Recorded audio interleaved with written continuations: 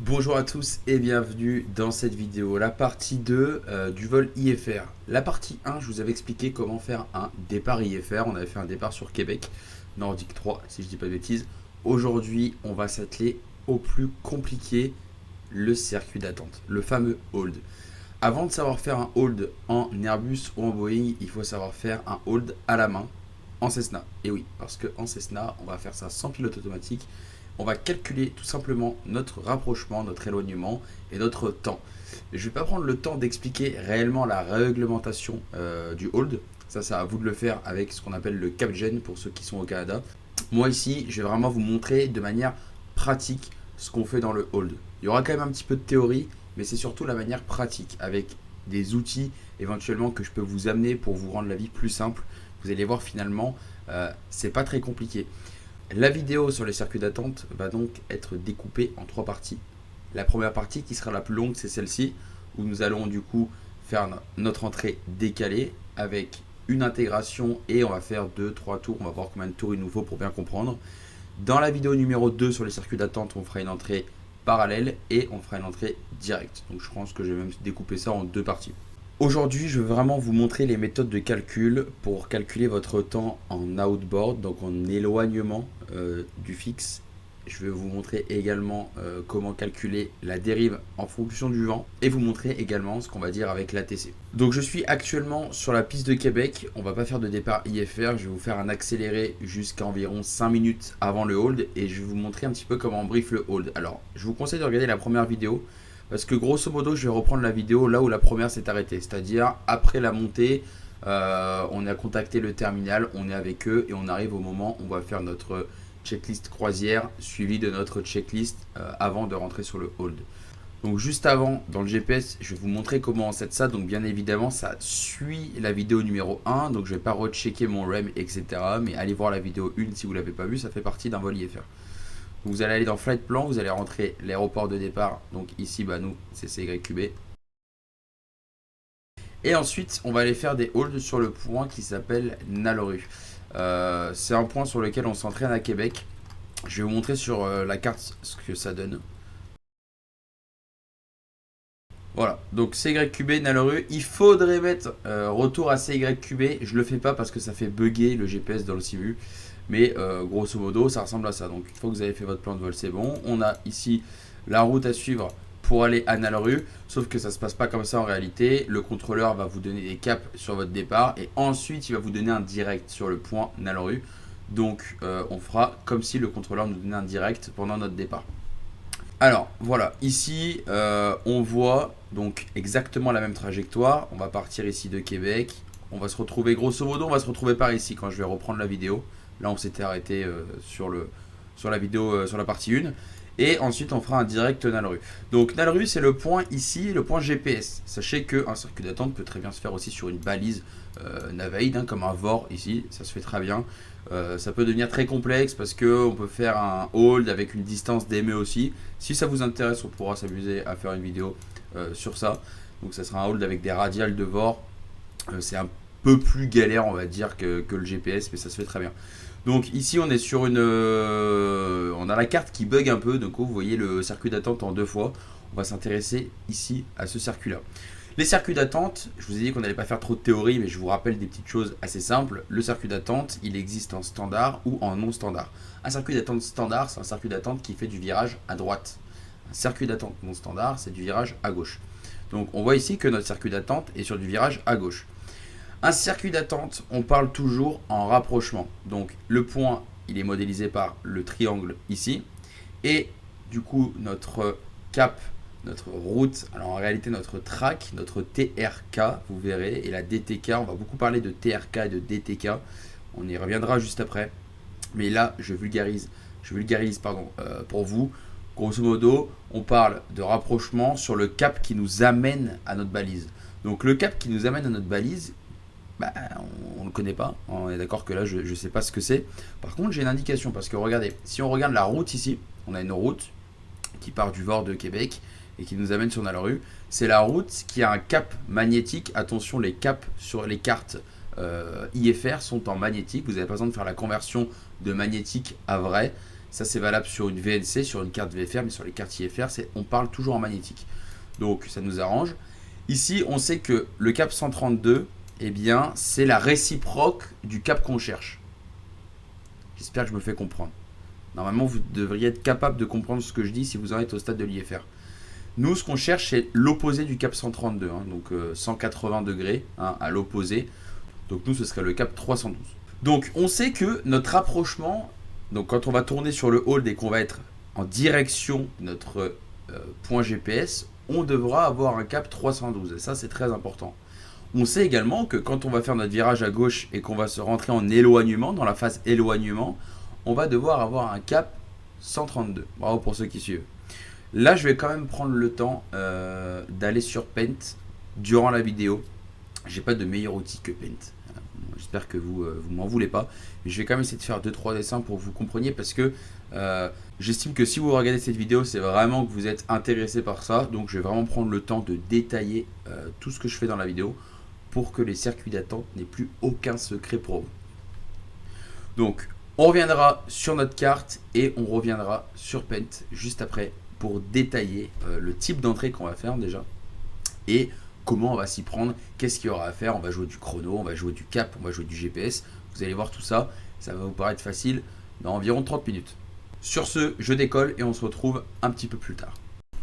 Je profite de ce petit moment de répit pour vous dire que ce qui arrive ensuite est très condensé. Il y a énormément de stock, je vais énormément parler et dire beaucoup de choses. Donc n'hésitez pas à prendre un petit papier, un petit stylo et de noter ce que je dis, voire même de faire des pauses, de revenir en arrière, de vraiment comprendre ce que je dis. Honnêtement, je pense que cette vidéo est pas trop mal. Si vous la regardez, que vous la comprenez, ça va déjà beaucoup vous aider pour vos futurs vols. Ok, donc on se retrouve, là on s'était laissé dans la partie 1, c'est-à-dire en montée, on passe 3200 pieds et on monte vers 5000 pieds, altitude qu'on a déposée sur notre plan de vol IFR. Donc le contrôle nous a autorisé à monter à 5000 pieds. Et on est actuellement avec les départs de Québec. Donc en réalité, on serait sur la fréquence des départs 1, 2, 7, 8, 5 si je dis pas de bêtises. Hop, voilà, on va faire ça bien. Et voilà. Donc là, on a normalement la possibilité de briefer notre hold. C'est-à-dire briefer le type d'entrée qu'on va faire, la vitesse qu'on va prendre, l'altitude qu'on aura et l'efficiency fuel. Alors, admettons pour l'instant, parce que pour l'instant je peux pas briefer mon type d'entrée car je ne connais pas encore le cap sur lequel je vais arriver sur le hold. Là le contrôleur m'appelle Québec Victor Zulu, tourne à gauche cap 210, à gauche cap 210 Québec Victor Zulu. Donc on vire à gauche cap 210, voilà. Québec Victor Zulu, rappelez, prêt à copier les informations pour le hold. Donc là il va me donner des informations pour mon hold. Donc ça devrait ressembler comme communication radio à ça. Québec Victor Zulu, on est prêt à copier les infos. Québec Victor Zulu, autorisé à Nalru via le direct, circuit tel que publié, altitude 5000 pieds, heure subséquente 0015. Québec Victor Zulu, autorisé à Nalru via le direct, 5000 pieds et circuit d'attente tel que publié et heure subséquente 0015 Zulu. Donc on est autorisé à Nalru via le direct. Donc tout de suite, qu'est-ce qu'on fait? Flight plan. Hop, on descend sur Nalru direct. On confirme bien Nalru, activate. Top. Donc là, on regarde tout de suite ce que nous donne notre DTK. DTK 149. Donc je vais tourner à gauche au cap 149. Je pourrais me mettre en mode navigation pour que ça le fasse tout seul, mais je le fais manuellement pour vous montrer. Parce que c'est comme ça que vous allez le faire en cours. Donc 150, 149. Donc j'ai énormément de choses à dire. C'est compliqué de tout faire correctement, mais on va quand même essayer de faire ça bien. Alors, le DTK, c'est votre track au sol. Si vous voulez, le DTK, c'est une autoroute au sol. Le DTK, c'est vraiment... Excusez-moi pour les flaps, je n'avais pas vu qu'ils nous avaient mis par défaut. Le DTK, c'est vraiment la route au sol qui vous amène à Nalru. Donc le DTK ne prend pas du tout en compte le vent, ok? Le TRK, lui, ça vous dit la route que vous suivez au sol en fonction du cap que vous avez mis. Donc moi, j'ai mis un cap 149, mais regardez, je suis une route au 144. Pourquoi? Parce qu'il y a le vent. Donc là, je vais ouvrir de 5 degrés à droite pour retomber à 149. Regardez, 1, 2, 3, 4, 5. Donc je prends un cap 154 à peu près. Et regardez, ce que je cherche à avoir en fait, c'est un TRK qui est égal à mon DTK. Si le TRK égale le DTK, eh bien je vais suivre ici ma track. Je vais suivre la route ici qui m'emmène jusqu'à Naleru. Vous voyez ici l'indication de notre route, on est bien axé sur notre route, on n'est pas déporté à droite ou à gauche. Donc vérifiez toujours que votre DTK égale le TRK, c'est comme ça que vous allez piloter en IFR. Le pilote automatique, si vous vous mettez en mode navigation sur le pilote automatique, eh bien lui il va le suivre le DTK et vous aurez toujours un TRK égal au DTK. Mais faites vraiment gaffe à ça, votre cap ne veut rien dire. Le cap va vous indiquer la dérive que vous avez. Actuellement, on a un cap 154 pour un cap au sol, donc une route magnétique. On a un cap magnétique pour une route magnétique qui a 5 degrés de différence. Ça veut dire que j'ai 5 degrés de dérive. Donc actuellement, j'ai du vent qui arrive légèrement de l'ouest. J'ai une petite dérive à droite parce que j'ai du vent qui arrive de l'ouest. Chose que je vais prendre en compte pour mon hold. Parce que ça va influencer grosso modo mon temps sur le hold. Je sais que j'ai un vent qui vient de l'ouest et je sais également que mon cap en rapprochement sur mon hold est au 312, donc au nord-ouest. Donc je vais avoir du vent de face. Donc ça veut dire que sur mon éloignement, je vais avoir du vent de dos. Donc potentiellement, je vais faire un outboard moins long. Je vais revenir, je vous jure que vous allez comprendre. Actuellement, on est à 5000 pieds. Je connais mon cap en rapprochement sur le hold. Je vais pouvoir briefer mon hold. Donc, on est autorisé à Naleru via le direct. On est sur le direct, TRK égale DTK, 149 pour 149. Altitude, 5000 pieds. On est inférieur à 6000, donc on n'a pas la restriction de vitesse qui est au-dessus des 6000. Ça, c'est de la théorie. Je ne vais pas rentrer là-dedans. Vous irez voir les vitesses par rapport aux altitudes dans les holds. Donc, vitesse pour nous, ça va être 105, 110 nœuds à peu près. Donc, on est bon. Altitude 5000 pieds. Type d'entrée. Alors, le type d'entrée, comment expliquer ça via le simulateur? Un peu compliqué à l'expliquer comme ça. En gros, pause. Paint, on est parti. Je vous ai grosso modo dessiné le hold. Donc, on a un cap ici en rapprochement. Donc, on ira dans cette direction-là. Hein, au 312. Donc, on appelle ça le inboard. Et notre outboard, donc le cap en éloignement, sera un cap au 132. On veut absolument que cette branche-là, en rouge ici, dure 1 minute, 60 secondes. Ok, ça c'est la réglementation. 60 secondes. Donc on va devoir se démerder pour faire 60 secondes en rapprochement. Notez-le, ça c'est important. Je vous conseille de prendre un papier et un stylo. 60 secondes sur notre inboard. Actuellement, nous, notre cap, il est grosso modo au 150. Donc ça ressemble à ça. On est en train d'arriver comme ça sur notre hold. Ok. Et on va devoir rentrer sur le hold. Il existe plusieurs façons de rentrer sur un hold. Il existe 3 types d'entrées: parallèle, décalé et direct. Une entrée directe, c'est une entrée grosso modo qui est dans ce secteur-là. C'est du grosso modo. Hein. C'est des cas précis normalement, mais je vous le fais comme ça. Donc tout ce qui est dans la zone ici qui serait hachuré en jaune, si vous arrivez en fait grosso modo de tout le secteur est, vous faites une entrée directe. Pourquoi? Parce que vous pouvez rentrer directement sur le hall. Vous voyez, vous tapez direct vers le fixe, hop, peu importe, comme ça, comme ça, comme ça. Vous allez arriver sur votre point, puis ensuite vous allez tourner à gauche et rentrer dans le circuit d'attente. Ça, c'est pour une entrée directe, c'est la plus simple. Une entrée pour l'entrée directe. Une entrée décalée. Donc celle que nous on va faire, c'est une entrée qui est dans ce secteur-là, si vous voulez. Grosso modo, ça ressemblerait. Encore une fois, c'est pas hyper bien dessiné, mais c'est pour que vous compreniez à ça. On peut pas faire un virage trop serré. Vous voyez que là, si on va arriver comme ça, on pourrait se dire, ok, on vire à droite super serré, hop, et on rentre dans le hold. Non, ça marche pas comme ça. On est obligé de respecter du taux 1. Ça veut dire que nous, on va rentrer, on va aller chercher ici à continuer notre trajectoire sur un cap bien précis que je vais vous expliquer pendant 1 minute.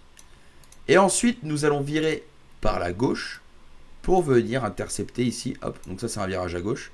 Pour venir intercepter ici notre radial en rapprochement. C'est pas une radiale, notre route 312 en rapprochement. Je m'explique un peu mieux que ça.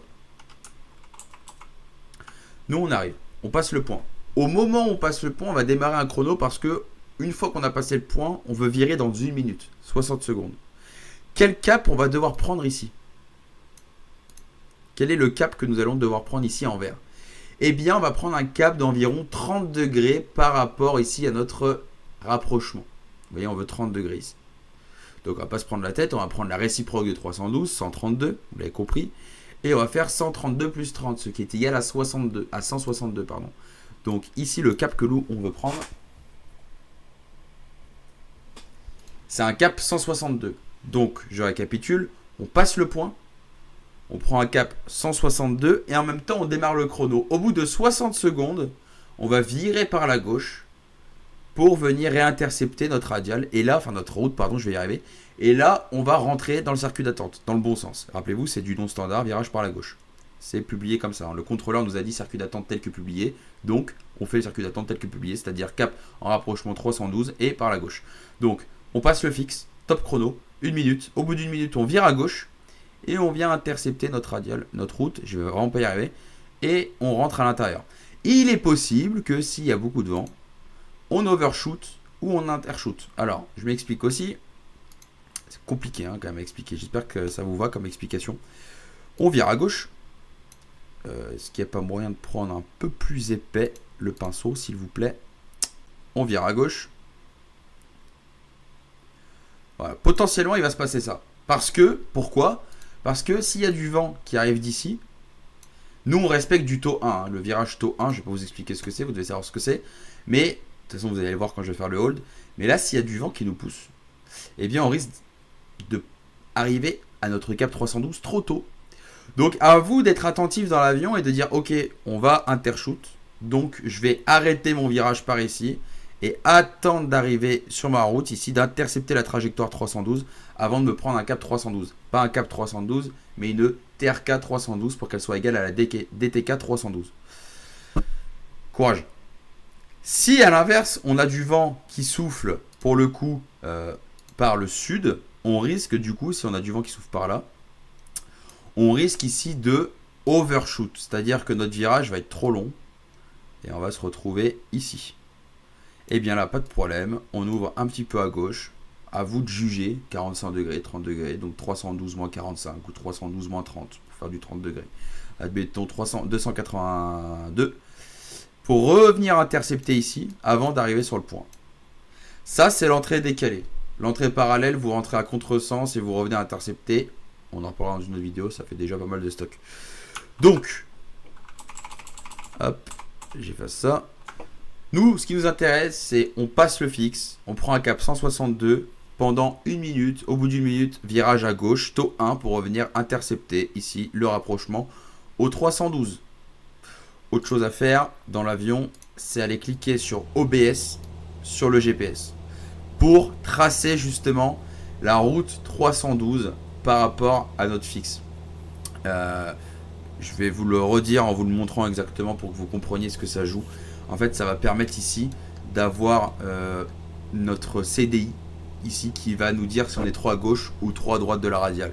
Pour que ça fonctionne, on va donc mettre en haut ici 312.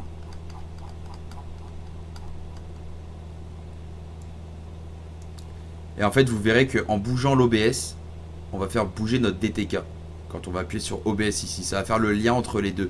En gros, ça va modéliser virtuellement, on va dire, sur l'écran du GPS, ce que vous faites avec l'OBS. Donc ça, c'est plus simple. Vous allez comprendre, vous inquiétez pas. Dans 3 minutes 14, on arrive sur notre fixe. Donc, rappelez-vous, on va prendre un cap 162. On est déjà au cap 155. Donc, on va légèrement virer par la droite.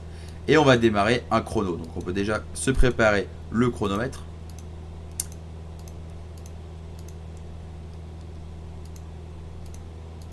Voilà, donc il est là. Et on va rentrer sur notre hall. Donc ça, c'est juste pour l'entrée. Après, on va regarder du coup pendant l'entrée.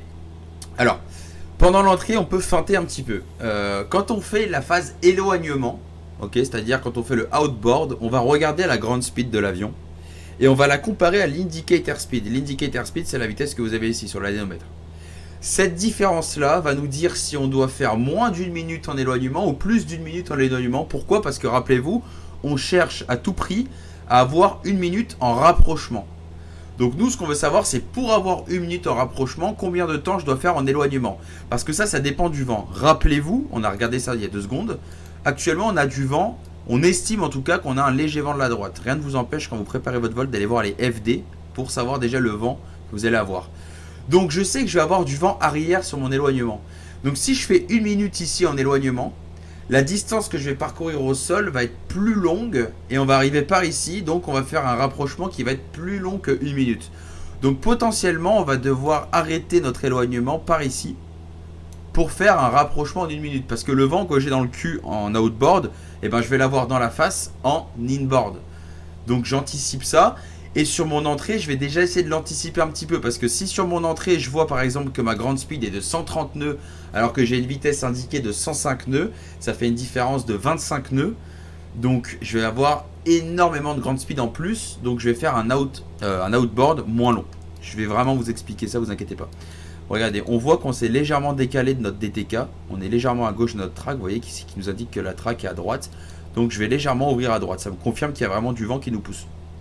On va revenir dessus. On est à 1 minute. Donc notre next waypoint, c'est Nalerue. Notre ex altitude, c'est 5000.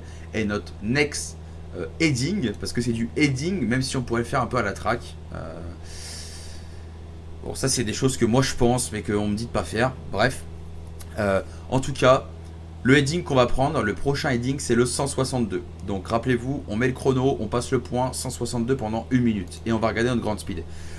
Vous allez, si la grande speed est supérieure à votre indicator speed, vous allez soustraire la différence. Par exemple, si vous avez 120 nœuds pour 105 nœuds, vous avez 15 de différence. Donc une grande speed de 120 nœuds pour une indicator speed de 105 nœuds, ça vous fait 15 de différence. Donc vous allez faire 15 secondes de moins. Alors en réalité, c'est la moitié. C'est pas 15, c'est la moitié. Moi, je fais avec la moitié, ça fonctionne. Théoriquement, il faudrait faire avec la moitié de la différence. On va le faire avec la moitié de la différence. Comme ça, on ne dira rien. Donc, on arrive à 5 secondes. 5, 4, 3, 2, 1. Top. Je démarre le chrono 1 minute et je pars à droite au cap 162. Voilà. On appuie sur OBS. OBS. Boum. Et là, regardez, ça m'a tracé la radiale 312. Petite pause juste pour vous dire, j'arrête pas de dire radial, mais c'est pas une radiale, on n'est pas sur un VOR, on parle vraiment de route, mais c'est juste une faute de langage de ma part, ça change rien à l'explication. Donc vous voyez, on est vraiment, vu du dessus, on est sur l'entrée décalée, hein. On s'éloigne comme ça pendant 1 minute, et ensuite je vais virer à gauche pour revenir intercepter ici. Vous comprenez l'idée? Donc les virages, je les fais pas au pilote auto, je les fais en manuel parce qu'il fait pas du taux 1 le pilote auto, je sais pas pourquoi. Donc on a une grande speed de 115 pour une vitesse indiquée de 105, ce qui fait une différence de 10 nœuds. On a du vent de cul, donc je vais enlever 10 nœuds. En réalité, j'enlève la moitié de 10 nœuds, comme je viens de vous dire, donc 5 nœuds. Donc 5 nœuds, 1 minute, 60 secondes, moins de 5, 55 secondes. Donc en 55 secondes, je vais virer à droite vers un cap 312. Vous êtes prêts? On arrive à 50 secondes, le chrono est ici.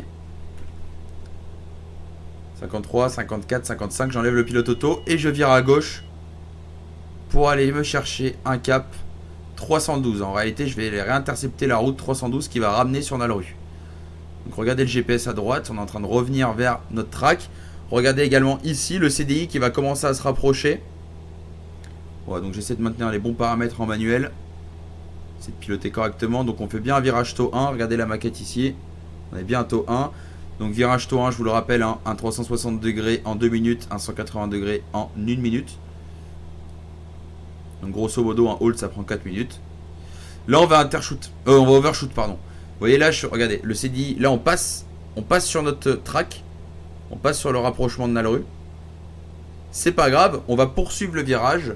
On va pas aller chercher un cap 312, sinon on va être parallèle à notre overshoot. On va aller chercher un cap un peu plus petit.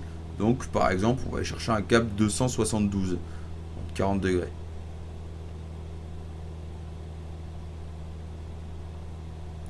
Et là, je vais démarrer mon chrono. On est à 1 minute, on vient de passer travers. Je me suis un peu raté pour ça, je vous réexpliquerai ça au prochain tour. C'est pas grave, on a le temps. On n'est pas en examen. Voilà. Donc, on va prendre un cap 290, ça suffira largement. On n'a pas beaucoup overshoot. Voilà, regardez, là, on est en train de revenir dessus.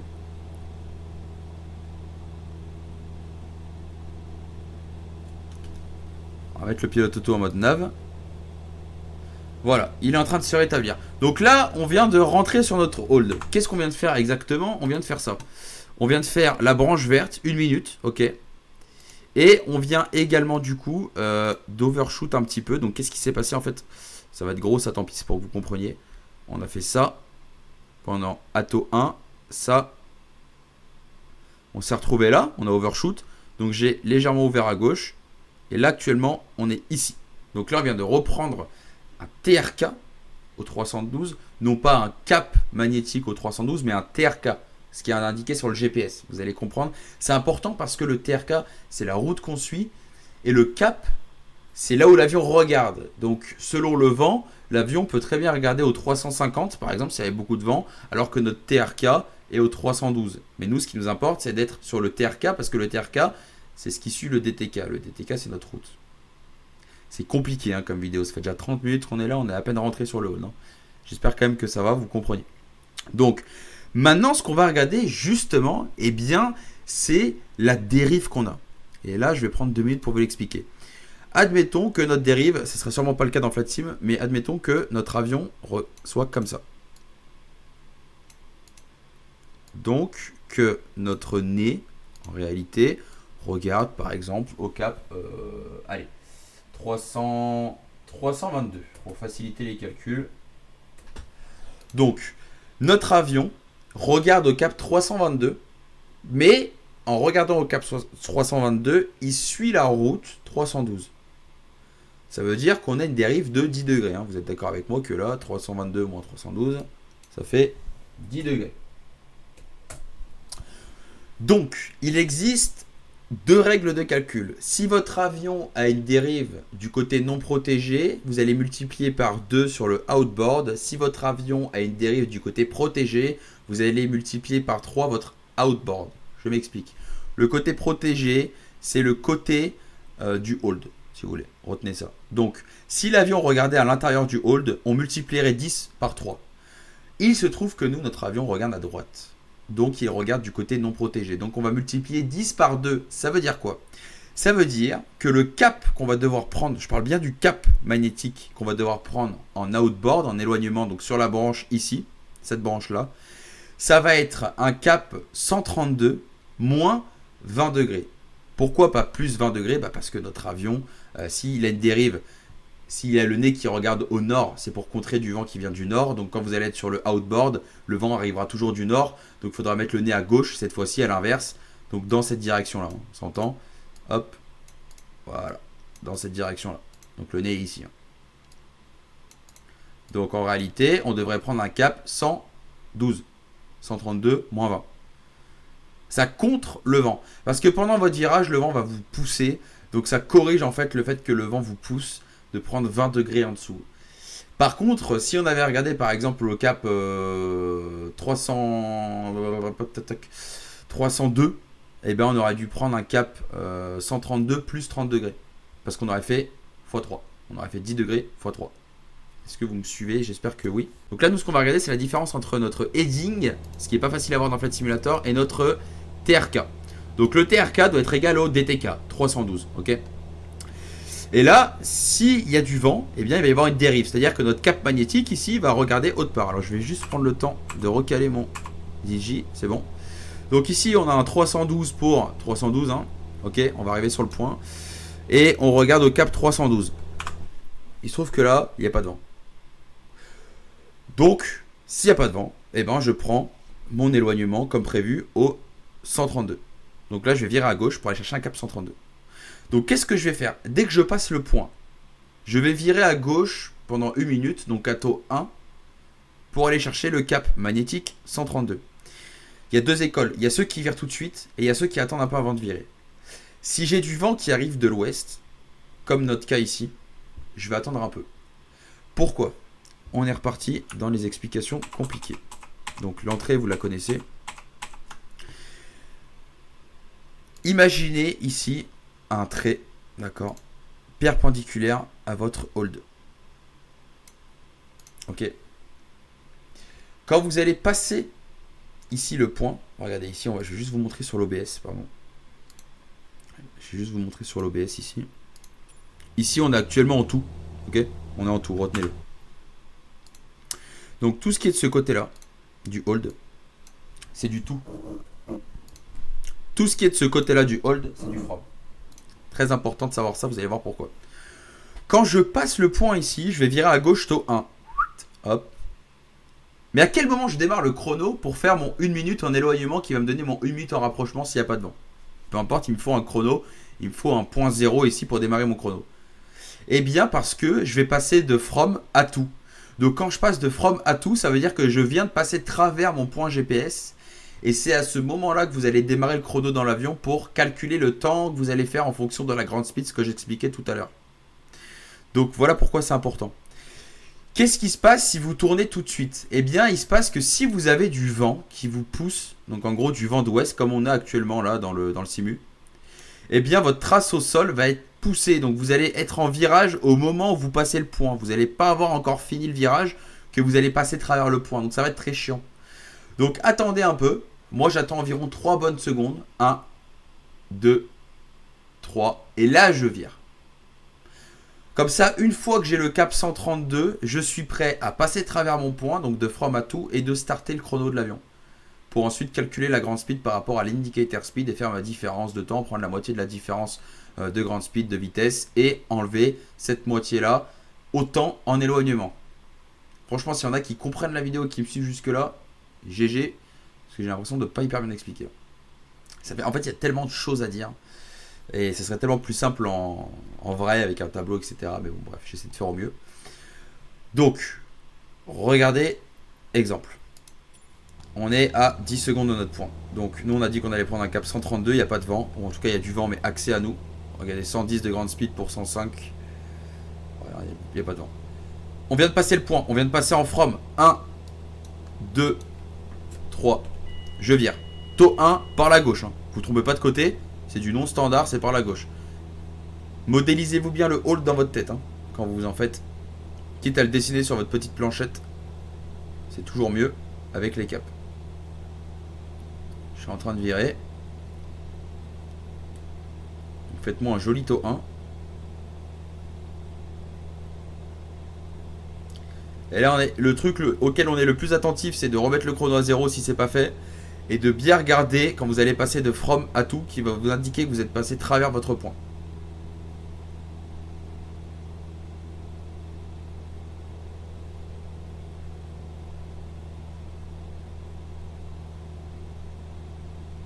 Voilà, on va arriver sur le cap 132.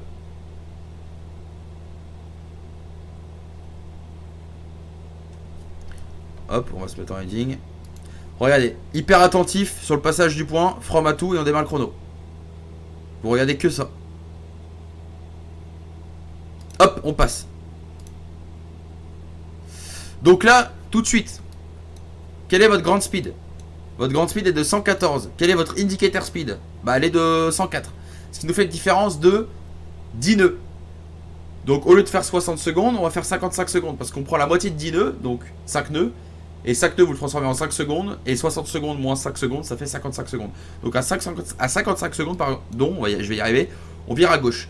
Là, on a un éloignement de 1.1 nautique par rapport à notre hold. Vous voyez que le 1 point nautique se tient. Ça veut dire que le cap qu'on suit, il est pas mal. Attendez, je fais gaffe au chrono, on a le temps encore.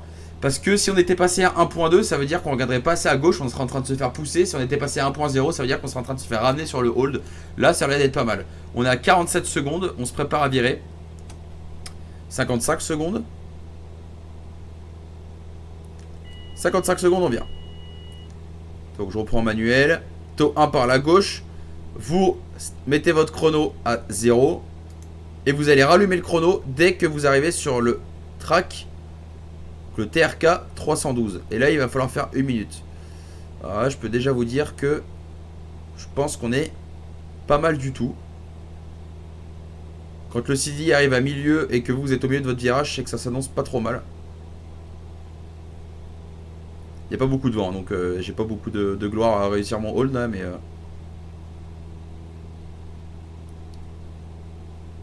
pouvez constater à ma tête que je suis concentré.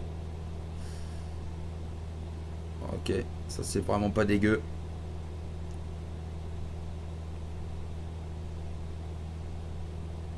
On est parfait. 312. Et hop là, je starte le chrono.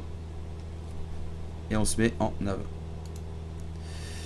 Alors, là, on va regarder si on fait bien 1 minute en rapprochement. Je peux déjà vous dire qu'on va faire un tout petit peu plus qu'1 minute. Mais on va voir comment on corrige ça justement. C'est bien que ce soit pas parfait, comme ça vous allez comprendre comment si on corrige ça. Donc là, on respire un bon coup. On est sur notre rapprochement vers notre point. Et on va voir combien de temps on fait. Donc dès qu'on passe en from ici, ça veut dire qu'on a passé notre point. On regarde combien de temps au chrono on a mis. Et je vais vous expliquer ensuite comment on fait. Ça fait pas mal de choses, mais l'entraînement, c'est ultra important. Parce qu'il n'y a que comme ça que ça rentre.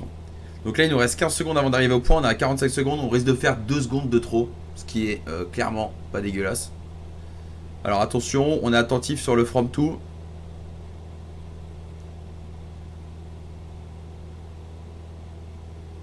On passe le point, 1 minute 2. Pause. On a fait 1 minute 2. Donc, on a fait 2 secondes trop long. Vous êtes d'accord avec moi?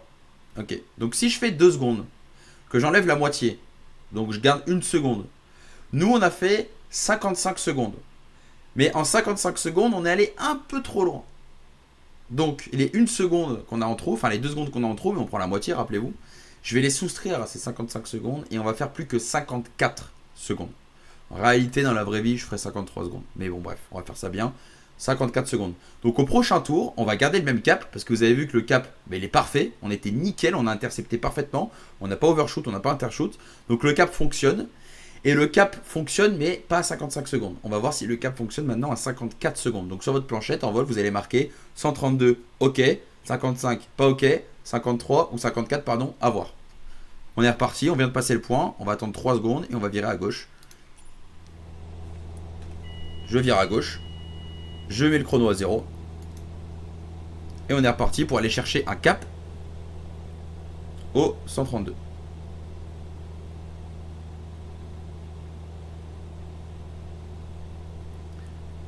Voilà, donc dans les virages, vous avez le temps de souffler. Concentrez-vous simplement sur votre taux 1. Vous scannez vos instruments, horizon altitude, horizon cap, horizon vitesse.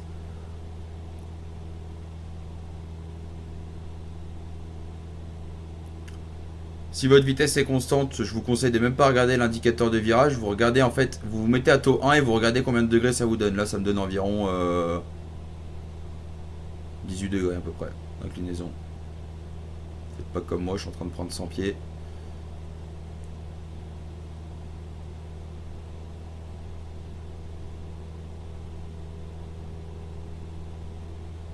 Allez hop, on se met en heading. Alors là, attention, on n'oublie pas, on est attentif au passage du point.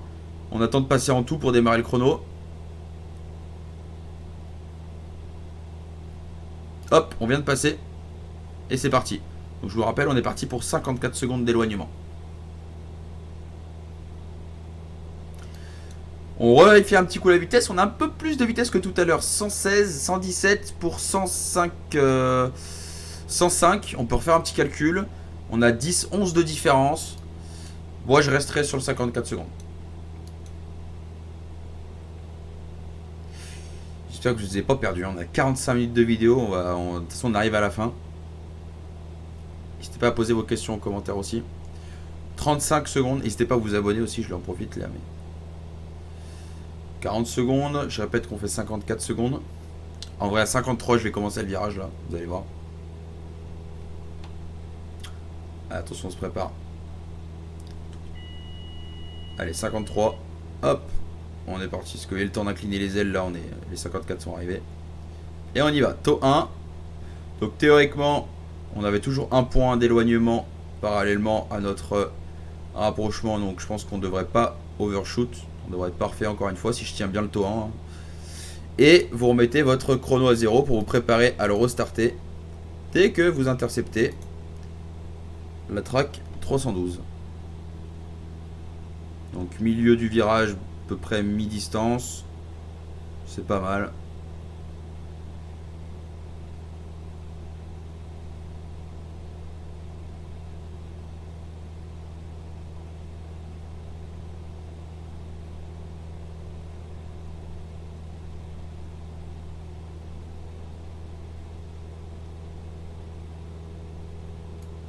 start le chrono, on est au cap. C'est parti. Donc on est sur la track 312, j'ai starté le chrono dès que j'ai intercepté le 312.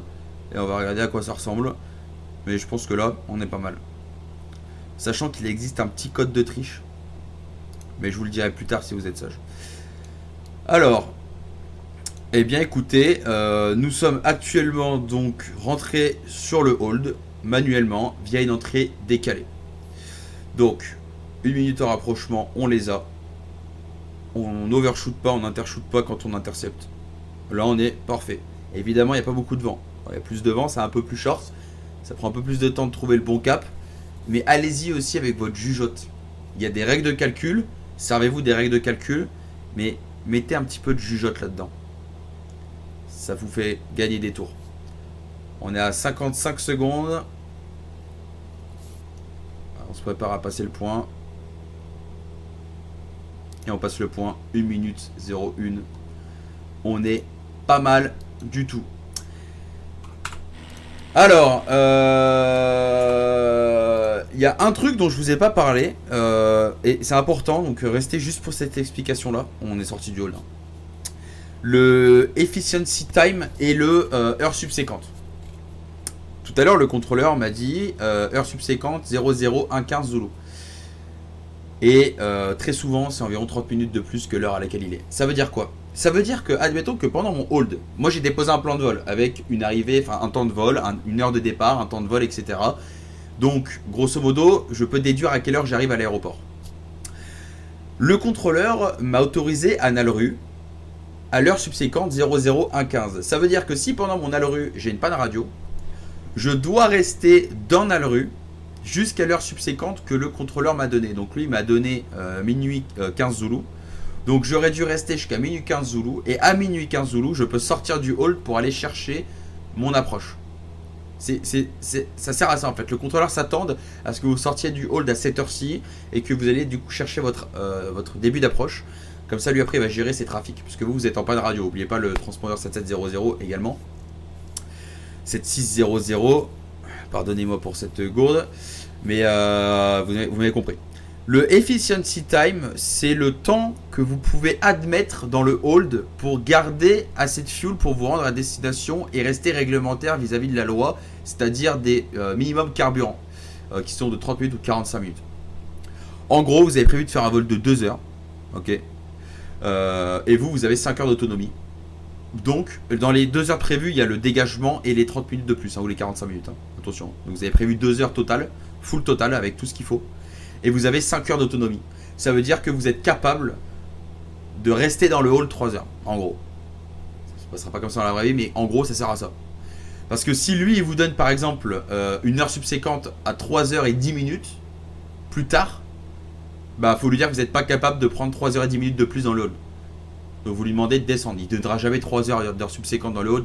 Mais admettons que vous êtes short, genre il vous reste 1 heure de carburant. Il vous reste 30 minutes pour être légal et que lui vous donne un hold de 15 minutes, bah, admettons que vous ne pouvez pas le prendre, bah voilà, vous faites votre calcul, vous avez compris le principe. Voilà les amis, les 50 minutes de vidéo sur le hold. Et j'espère quand même que vous avez réussi à comprendre comment ça marche. N'hésitez pas à re-regarder cette vidéo, à prendre des notes. Je dis pas que je dis la sainte vérité, je ne suis pas encore instructeur, je suis simplement élève. Mais je suis passionné et j'aime vraiment les holds. Donc j'essaie de vous donner ce que moi je fais dans l'avion et ce qui marche. On verra si ça marche parce que je fais mon IFR dans quelques jours. Donc on verra si ça marche. Mais voilà grosso modo ce qu'on s'attend à faire sur une entrée décalée sur un hold. L'entrée directe c'est la même chose mais vous arrivez direct. L'entrée parallèle on en reparlera dans une prochaine vidéo. Donc n'oubliez pas de vous abonner, de mettre un petit commentaire et je vous dis à la prochaine. C'était French Aero. Ciao.